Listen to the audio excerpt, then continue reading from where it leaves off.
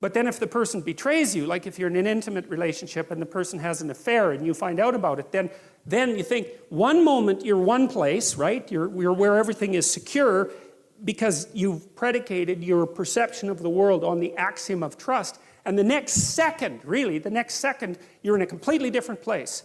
And not only is that place different right now, the place you were years ago is different, and the place you're going to be in the future, years hence, is different. And so all of that certainty, that strange certainty that you inhabit, can collapse into incredible complexity. And you say, well, if someone betrays you, you think, well, okay, who were you? Because you weren't who I thought you were, and I thought I knew you, but I didn't know you at all. And I never knew you, and so all the things we did together, those weren't the things that I thought were happening. Something else was happening, and you were someone else. And that means I'm someone else because I thought I knew what was going on, and clearly I don't. I'm some sort of blind sucker or the victim of a psychopath, or someone who's so naive that they can barely live. And I don't understand anything about human beings, and I don't understand anything about myself. And I have no idea where I am now. I thought I was at home, but I'm not. I'm in a house, and it's full of strangers, and I don't know what I'm going to do tomorrow or next week or next year. It's like all of that certainty, that habitable certainty, collapses right back into the potential from which it emerged.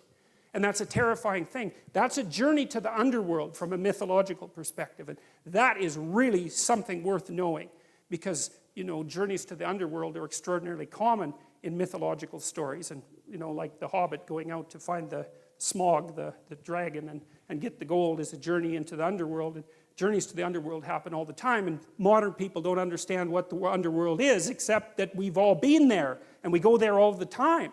And we go there every time the solidity and stability of the world that we've erected, at least partly through our speech, is shattered because, well, some sort of snake appears. That's another way of thinking about it, and it's a really good way of thinking about it, because, you know, no matter how carefully you construct the little habitable area that's around you, there's always something you didn't take into account, and there's always something that can pop up its head and do you in and make you aware of your mortality and age you, for that matter, or even kill you. And that's the permanent situation of life, which is part of the reason why I think the story of Adam and Eve, for example, is archetypal.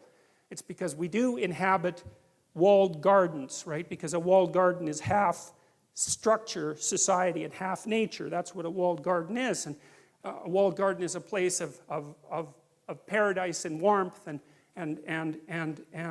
love and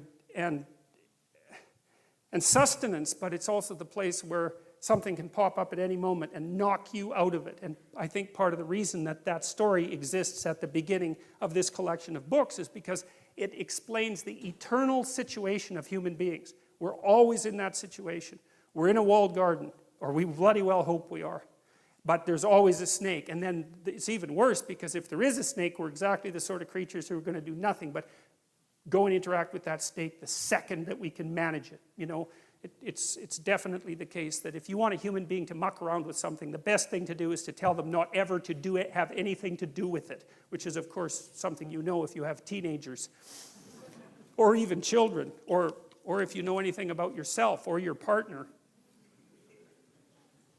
So these stories are trying to express what you might describe as an unchanging, transcendent reality. You know, it's something like what's common across all human experience across all time. And that's what Jung essentially meant by an archetype. And you could say, well, you know, we tend to think that what we see with our senses is real.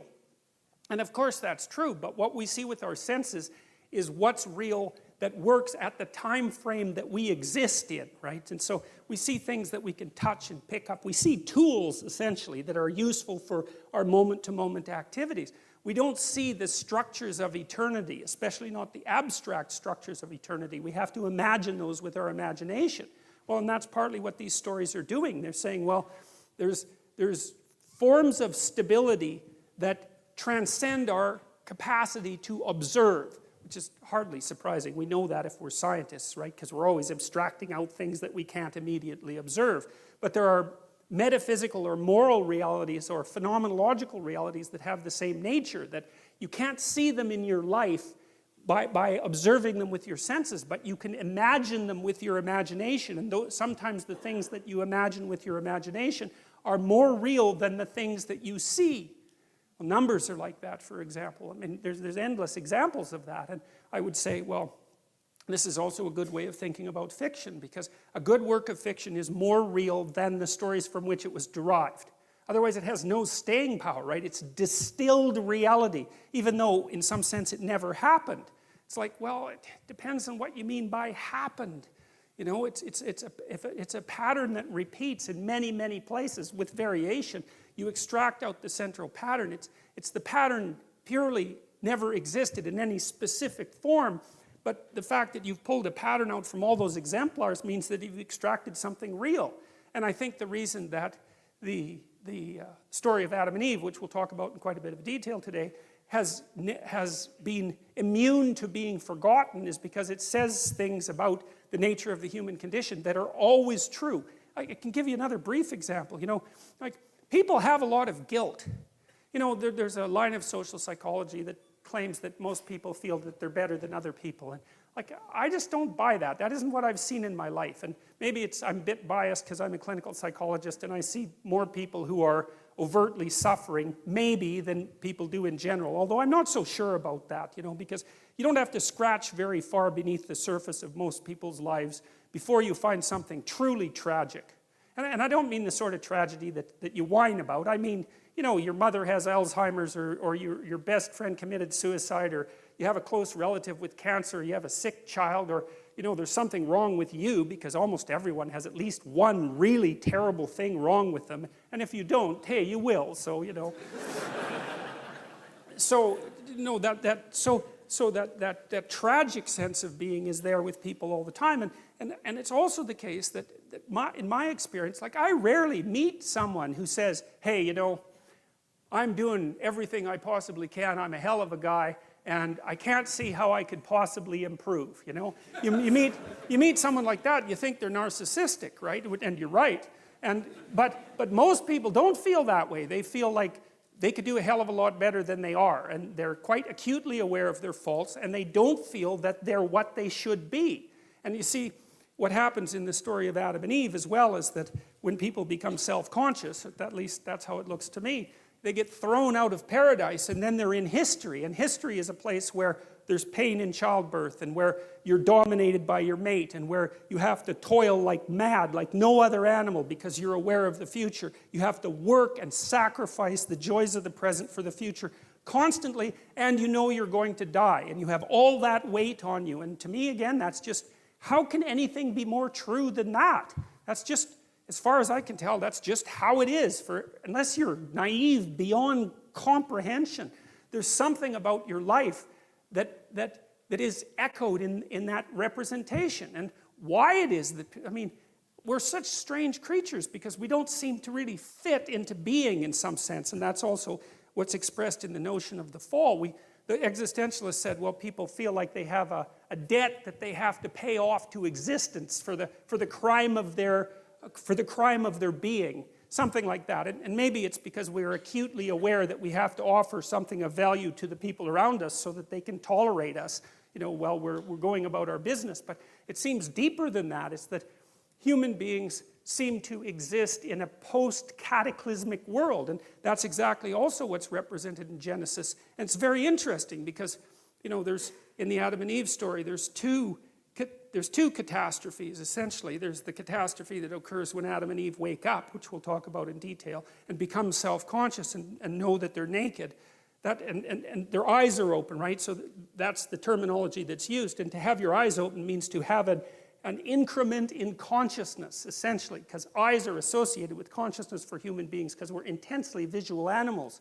And so the metaphor of having your eyes opened is the same as the metaphor of coming to consciousness. And as soon as Adam and Eve come to consciousness, they realize they're naked. And, you know, the classic interpretation of that is that it has something to do with sexual sin. And I don't believe that. I don't believe that that's what it means, although there are elements about that are relevant.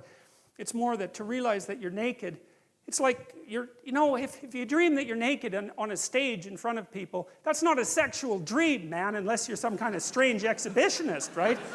It's you want to cover yourself up and get the hell off that stage as fast as possible. And so to be naked in front of a crowd is to have everyone, it's to have the judgment of the social world focused on your self-evident inadequacies.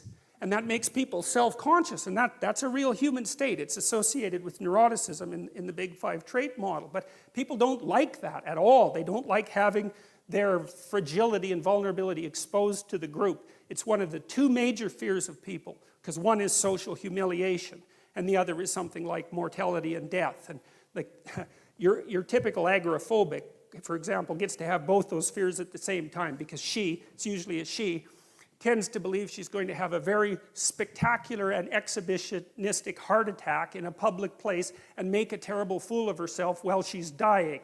So, and then that's a good example of the two archetypal fears that characterize human beings. So to me, and I said that I tried to approach these stories as if I didn't know what they were about, because that seemed right to me, because they're mysteries. Everything about them is mysterious, and why we have them is mysterious, and what the hell you're all doing here is mysterious, you know, listening to this lecture. And reading Jung, because Carl Jung was very, very helpful in this, because he faced these stories with a beginner's mind and presumed there was something to him that he didn't understand, given that they were at the very bloody bottom of our civilization.